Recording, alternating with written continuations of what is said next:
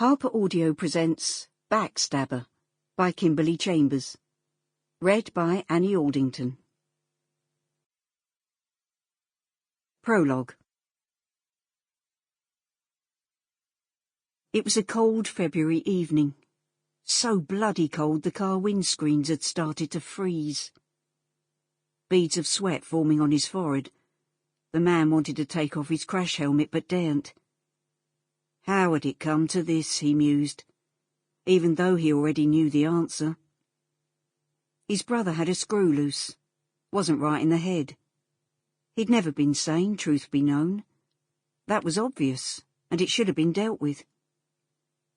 There had been some good times, brilliant in fact, but the bad outweighed those massively now. His brother was a ticking time bomb that exploded every now and then, leaving a trail of carnage and sadness. Well, this time he'd gone a step too far, which was why a decision had been made to stop him in his tracks, forever. There was no other option. The man's heart rate went into overdrive as he heard the distinctive sound of an approaching vehicle. He knew without a doubt it was him. Could hear the sleek diesel engine, and the song Jealous Guy blaring out the speakers. His brother had always been a big fan of Roxy music. Reckoned Brian Ferry's voice was second to none. Sporting the number plate VB1, the black Range Rover screeched to a halt, and a tall, suited man leapt out. He looked the part, as always. Thick black hair, greased back, expensive watch and shiny shoes. Brav. You shit the life out of me then.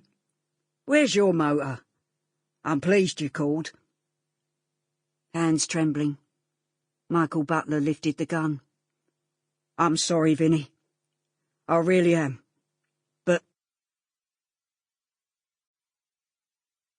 Part 1. I'm not upset that you lied to me. I'm upset that from now on I can't believe you. Friedrich Nietzsche. Chapter 1. 2001.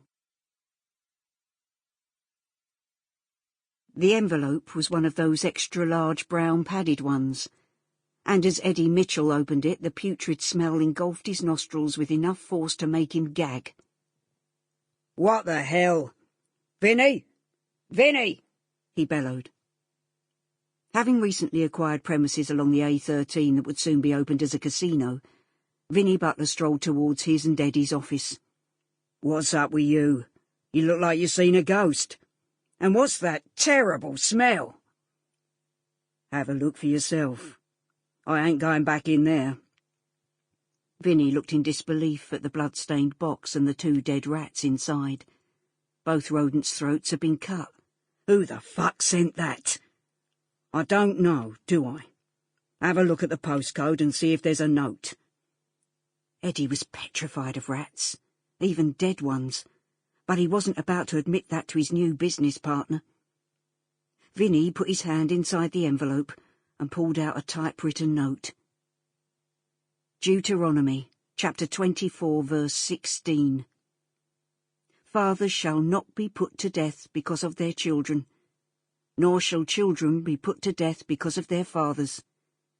Each one shall be put to death for his own sin. Eddie could not but help stare at it in total horror.